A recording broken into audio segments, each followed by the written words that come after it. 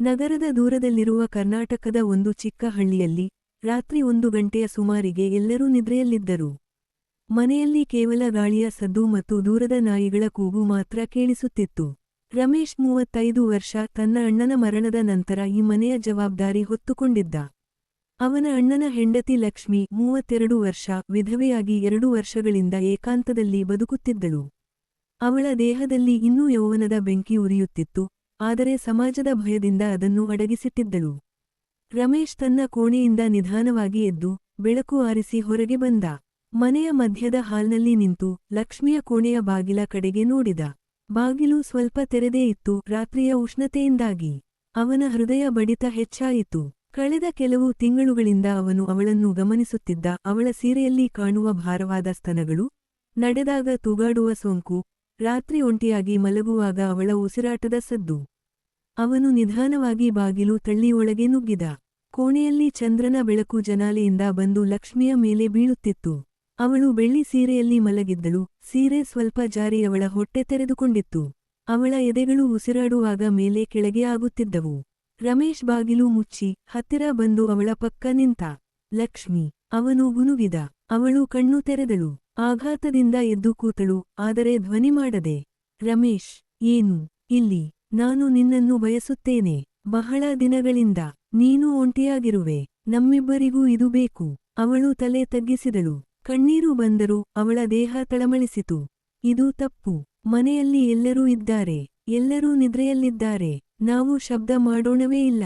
ಅವನು ಅವಳ ಕೈ ಹಿಡಿದುಕೊಂಡ.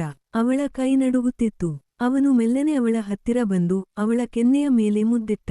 ಅವಳು ಕಣ್ಣು ಮುಚ್ಚಿದಳು. ಅವನ ಕೈ ಅವಳ ಸೀರೆಯ ಮೇಲೆ ಹರಿಯಿತು. ಅವಳ ಸ್ತನಗಳನ್ನು ಮೆಲ್ಲಗೆ ಒತ್ತಿದ. ಅವಳು ಒಂದು ಸಣ್ಣ ಗೇಳ್ನ ಸದ್ದು ಮಾಡಿದಳು. ಆಹ್! ಅವನು ಅವಳ ಸೀರೆಯನ್ನು ನಿಧಾನವಾಗಿ ತೆಗೆದ. ಅವಳ ಬ್ಲೌಸ್ ತೆಗೆದು ಭಾರವಾದ ಕಂದು ಬಣ್ಣದ ಸ್ತನಗಳು ಹೊರಬಂದವು. ಅವುಗಳ ತುದಿಯಲ್ಲಿ ಗುಳ್ಳೆಗಳು ಗಟ್ಟಿಯಾಗಿದ್ದವು. ಅವನು ಒಂದು ಸ್ತನವನ್ನು ಬಾಯಿಗೆ ಹಾಕಿಕೊಂಡು ಚುಚ್ಚಿದ. ಲಕ್ಷ್ಮಿ ಅವನ ತಲೆಯನ್ನು ಗಟ್ಟಿಯಾಗಿ ಹಿಡಿದುಕೊಂಡಳು. ರಮೇಶ್, ಸಾಕು.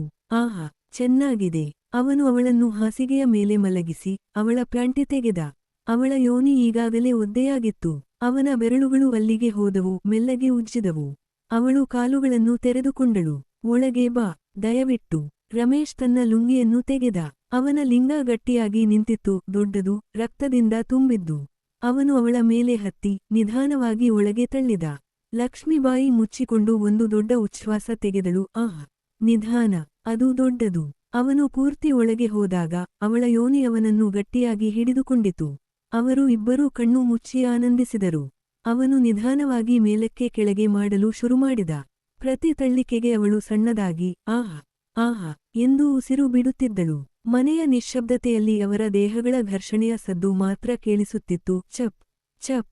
ಲಕ್ಷ್ಮಿ ಅವನ ಬೆನ್ನಿಗೆ ಉಗುರುಗಳನ್ನು ಹಾಕಿ ಗೀಚಿದಳು. ವೇಗವಾಗಿ. ರಮೇಶ್, ನನ್ನನ್ನು ತುಂಬಿಸು. ಅವಳ ಧ್ವನಿ ಕಿರಿಕಿರಿಯಾಗಿತ್ತು. ಅವನು ವೇಗ ಹೆಚ್ಚಿಸಿದ. ಅವನ ಲಿಂಗ ಅವಳ ಆಳಕ್ಕೆ ಹೋಗಿ ಬರುತ್ತಿತ್ತು. ಅವಳ ಸ್ತನಗಳು ತೂಗಾಡುತ್ತಿದ್ದವು. ಅವನು ಒಂದು ಸ್ತನವನ್ನು ಒತ್ತಿ ಹಿಡಿದುಕೊಂಡು ಇನ್ನೊಂದು ಕೈಯಿಂದ ಅವಳ ಕ್ಲಿಟೋರಿಸ್ ಉಜ್ಜಿದ. ಲಕ್ಷ್ಮಿ ದೇಹ ನಡುಗಿಸಿ ಒಂದು ದೊಡ್ಡ ಆರ್ಗಾಸಂಗೆ ಬಂದಳು. ಅವಳ ಯೋನಿ ಸಂಕುಚಿತವಾಗಿ ಅವನನ್ನು ಹಿಡಿದುಕೊಂಡಿತು.